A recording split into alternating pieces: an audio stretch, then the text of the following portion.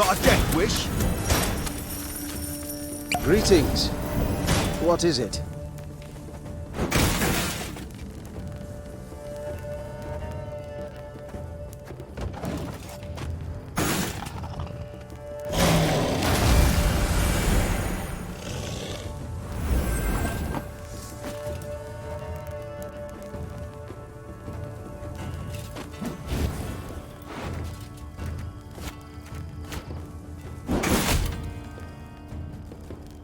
Watch your heads!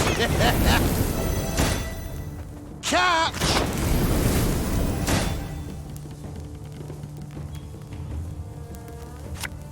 Come on, kill me!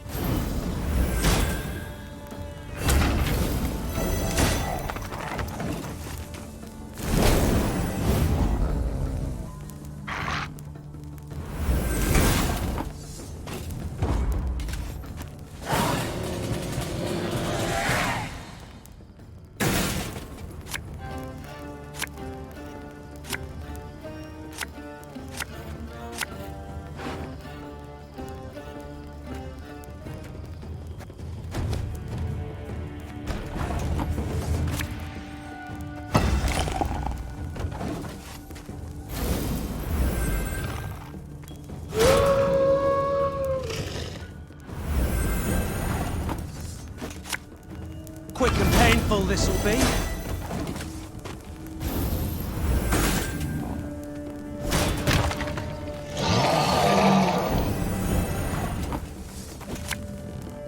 Come here! Let's dance!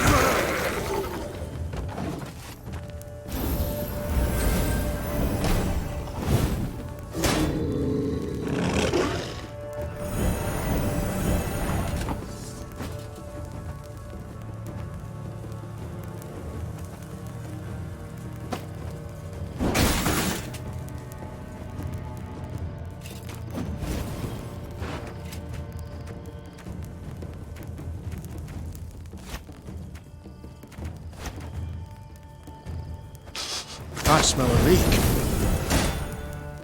You mad? Don't shake that! Has today the day?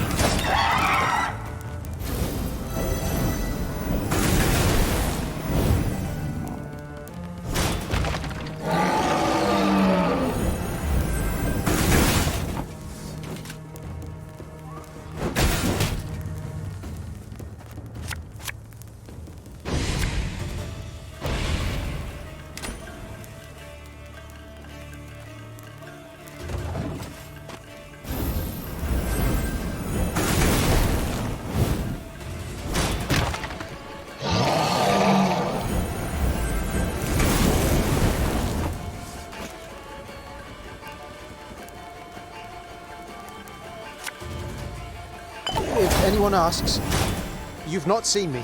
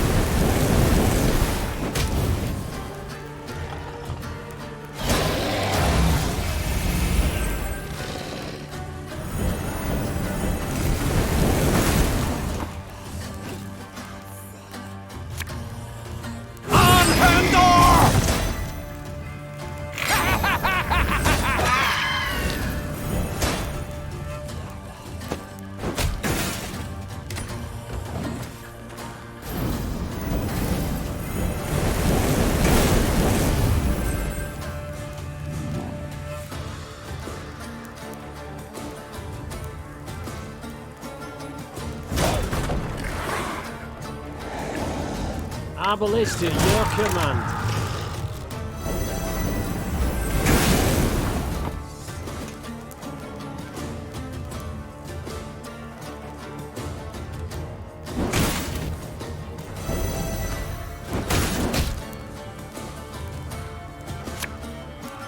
It's not too late to walk away.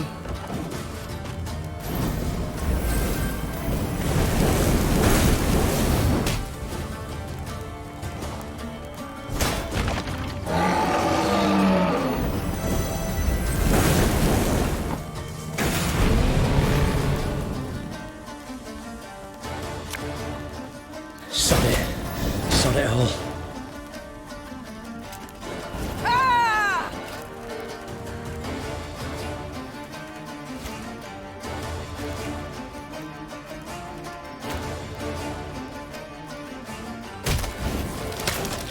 Blood washes away all shame!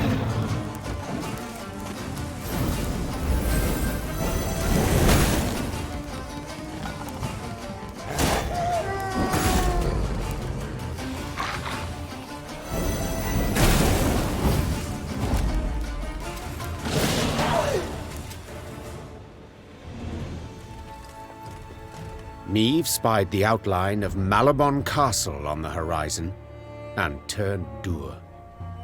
True, no golden suns waved atop its towers, yet that did not mean those within supported her. Malabon belonged to House Obert, long in conflict with Meve's own, and with Meve herself. Behind their ramparts. Do you see them, Reynard? Asked Meve, shaking her head. Countless ballistae, collecting dust, while war rages all around. Perhaps the Oberts will lend us aid. Reynard replied. True, you've been at odds with them in the past, but perhaps now, faced with a common foe. A common foe? Snorted the Queen. You mean Nilfgaard, to whom they opened their gates? Caldwell, whom they supported? They supported me, Mother, Willem said. and I know they share my disappointment with General Epdai's actions. When they see I now stand by your side, they might forget old wrongs. The things I do for the good of my realm. Meve sighed. So be it. Reynard, send a runner to the castle. Tell the Oberts their queen seeks a word. Moments later, the castle's heavy iron gate creaked open. Meve rode into the cobblestone courtyard, where Margravine Greta, head of the house, greeted her. Although greeted is perhaps not the right word, for Lady Greta granted her only a barely perceptible nod. What can I help you with, Meve? The war, my dear. The one being fought outside the walls of your castle. Greta smiled to herself, then intertwined her brittle, ring-covered fingers. I'm afraid that's impossible. It is a vassal's sacred duty to serve her liege, and my liege is King Willem. Greta calmly retorted. Hearing his name, Willem stepped forward. I wish to add my name to my mother's entreaty, Said the prince. We tried to pact with the Empire. We trusted General Epdai's promises, and he broke them, one after the other. Margravine Greta dropped her gaze. The Oberts had lost lands, their serfs had been deported.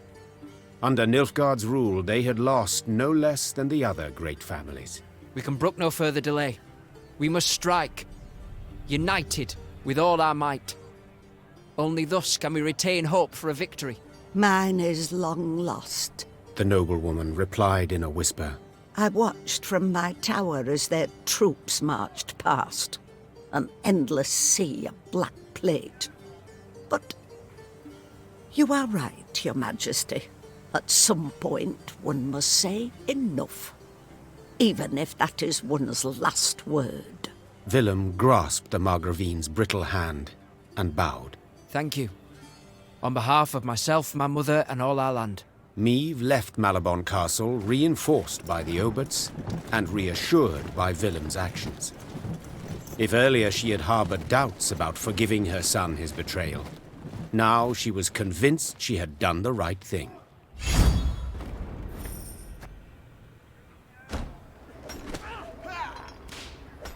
Let me tell you of Ravencloft, a quarry Meve passed by. A quarry with a dark history. For years earlier, its wall had collapsed, burying dozens alive. Scholars summoned from Oxenfurt were unanimous in their findings. The rock was fragile, further digging would likely cause slides. Meve had heeded the scholars' advice and closed the quarry by royal decree. Yet now... As she neared it, Meve could hear the even tap of pickaxes. She dispatched scouts to investigate. They returned promptly, their faces sullen, their cloaks blanched with a fine limestone dust. Quarry's open anew, Your Grace. Nilfgaardians. They've got folk in the pit working it. Appear to be from the surrounding villages. Interesting. Their engineers have found a way to render it safe, secure the walls. I'd say that's right unlikely, Majesty. Judging by the fresh graves we saw. My son, I trust now you see the superior culture Nilfgaard has brought. Said Meve, turning towards Willem. In answer, the prince merely dropped his head. The queen then turned to Reynard, as ever at her side. Reynard, what do you advise? As a soldier, my queen, I'd advise against any kind of assault. The terrain's hard, unsuitable for a fight, and we've little to gain from a victory. As a man, however... Yes? To leave our folk in chains, in that death trap. It wouldn't be right. If I were to calculate in heart and mind, keep note of gains and losses... Began Meve. I'd bend the knee to the Imperials, just as Willem did. But bloody arithmetic won't dictate my course. For I do what's just. I do what's right. Follow me! Her troops followed without hesitation, swords in hand, their hearts afire.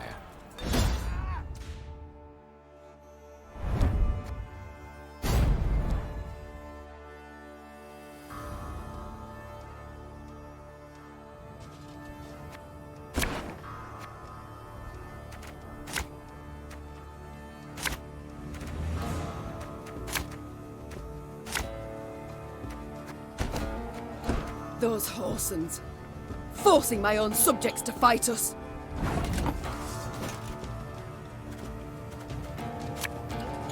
Watch your heads!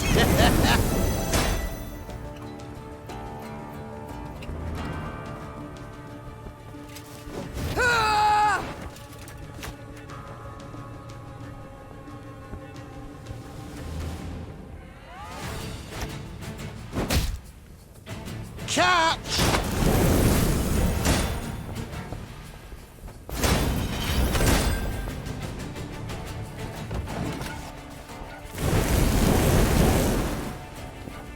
Life is mine now. Yeah!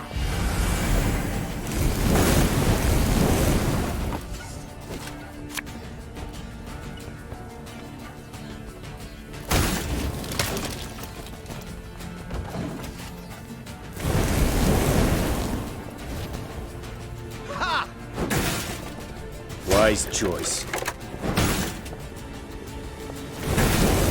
Your Grace, if we begin killing the overseers, the laborers will turn against them.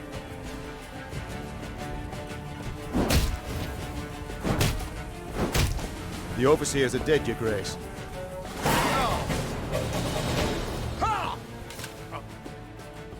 The Lyrians handily dispatched the Nilfgaardian overseers, more trained in the ways of the whip than the sword.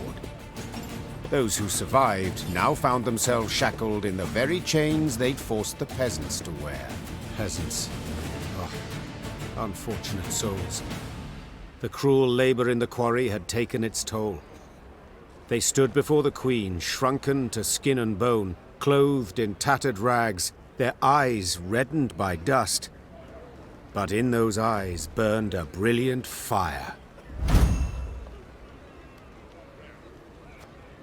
Your Grace, them black-clads treated us like dogs, stripped us of dignity. So we beg you, give us arms, let us march neath your banner. 'Tis a chance at revenge we seek, we want. Reynard leaned towards Meve and spoke in a scarcely audible whisper. Majesty, they've knout. Not boots, not even foot wraps. To equip the lot, train them, would cost a small fortune. 'Tis true, they've nought to their names. Said the queen. Have few skills to offer and little strength. But to look in their eyes is to know they'll never flee, never throw down their arms. Such recruits are worth coining any amount. Emaciated, downtrodden, the peasants met the queen's offer with gratitude. They relished the thought of facing their tormentors in a fight. Meve's force reached Cavalden, A small, run-down town, The Blackclads, they've a strong garrison in place, proclaimed her scouts upon returning from a foray. and they stand prepared for a siege. Their stores overflow, and we see ballistas, scorpions. Cavaldon can be taken, Began Reynard hesitantly. but not without losses. Considerable losses. A retreat. Is that what you advise? I fear the soldiers wouldn't take to such a course. They're eager, Your Grace. They've a fire in them. Order a retreat and you could devastate morale. Our losses may be heavy, Said Mead, drawing her sword. but I'll make certain the vile invader suffers even more. Order the troops to prepare. We will attack. Soon after, the Lyrians moved on Cavaldon, war drums rumbling in step to their march. Upon the walls, the Nilfgaardians stood poised to defend.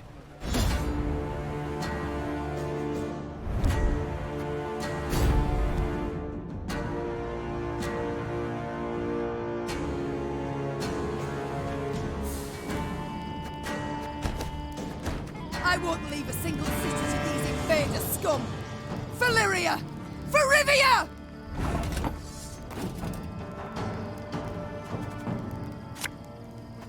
Watch your heads!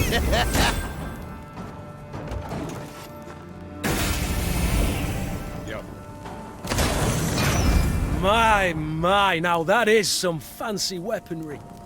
And it's still got that new war machine smell. We must bring down their walls! Crush them! Ah!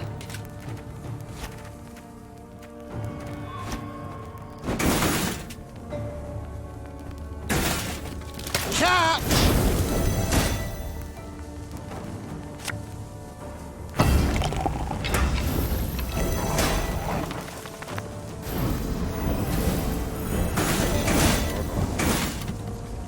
Life is mine now.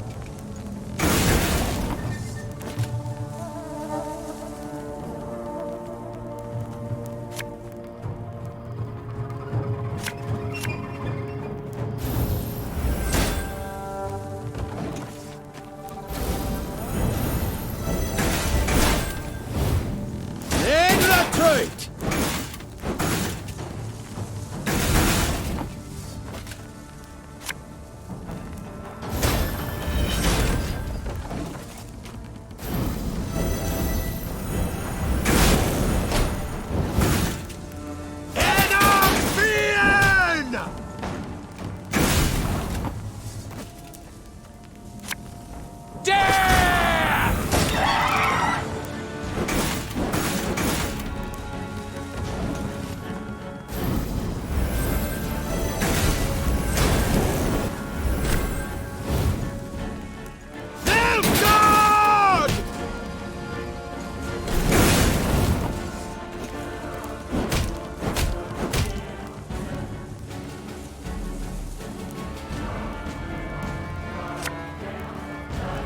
Sometimes submission is a virtue.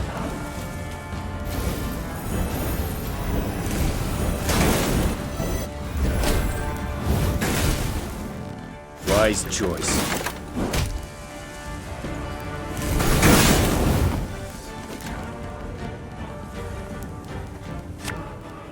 And just when you thought things were about to get dull.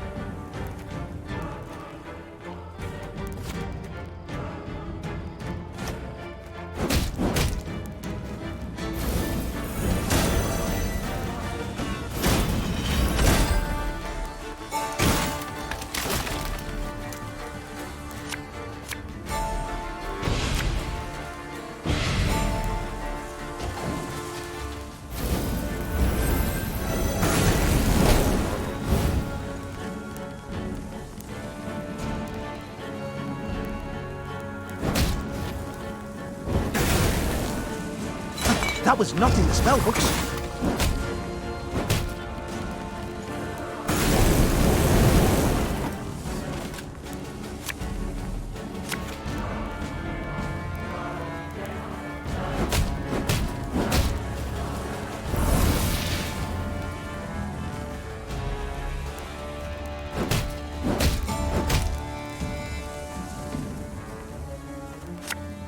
Discipline shall bring us victory!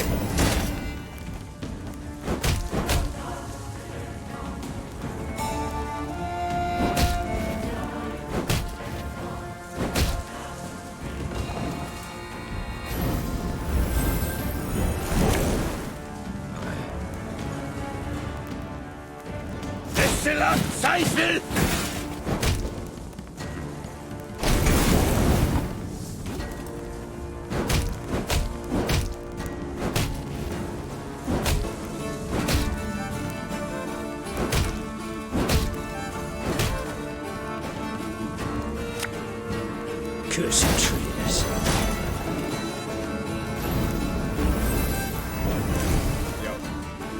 Hail, Herzer!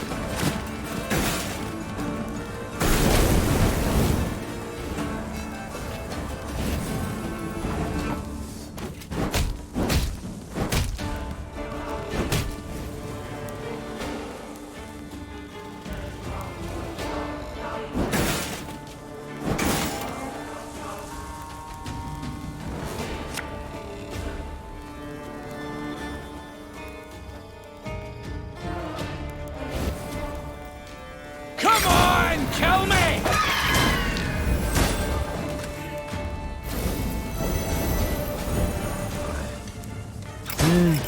A highly curious case.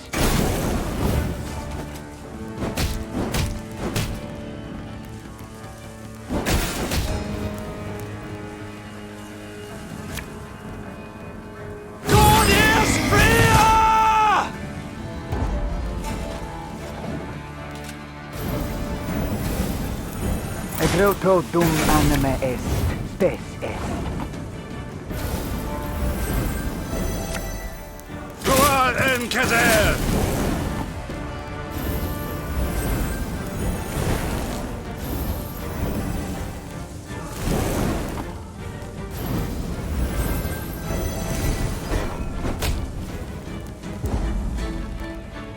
We did it, Your Grace. The city is ours.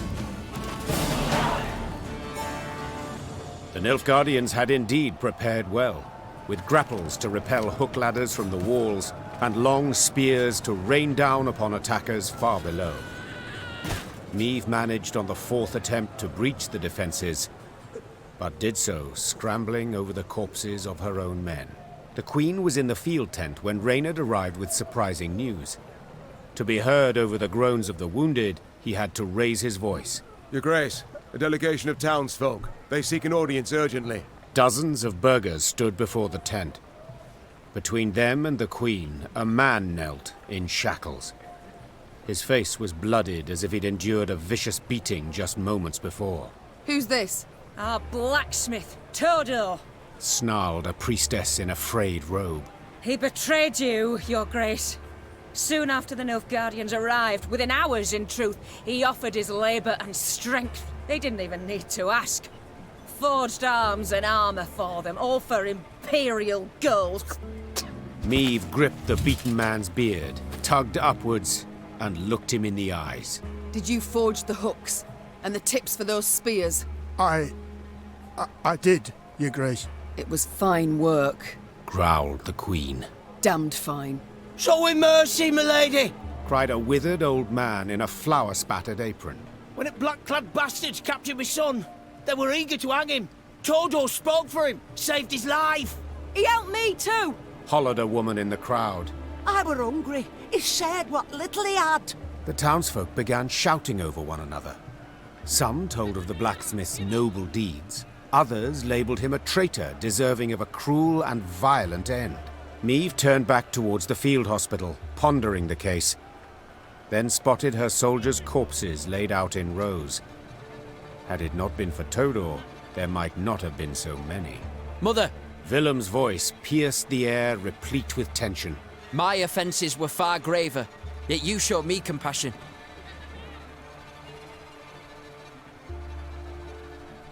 This man forged arms for the Nilfgaardians. 'Tis true. Said Meve to the crowd. Yet you, Baker, baked the bread they ate. And you, Potter, stained the cups from which they drank.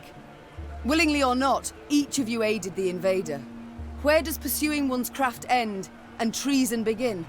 I've no answer to that. So I shan't punish any for doing merely what's theirs to do. Upon hearing the verdict, the Queen's troops stared in disbelief, then began to boil. As she walked back calmly to the tent, they jeered and hissed. At the last, it took Reynard to calm them down. Meve had saved Todor, but she was convinced she'd not see the blacksmith again. Come evening, he returned to the camp, with a wagon full of arms so new they shone. If it weren't for you, your grace, they'd have torn me to bits with their bare hands, he said, kneeling before her. I thank you for speaking up for me. For my innocence, that is. I've a gift for you. A gift I knows you'll put to proper use. Meve took a spear in hand, put it to her shoulder, and gazed down the shaft. The tip glowed red in the light of the setting sun. Of that, my friend, you can be sure.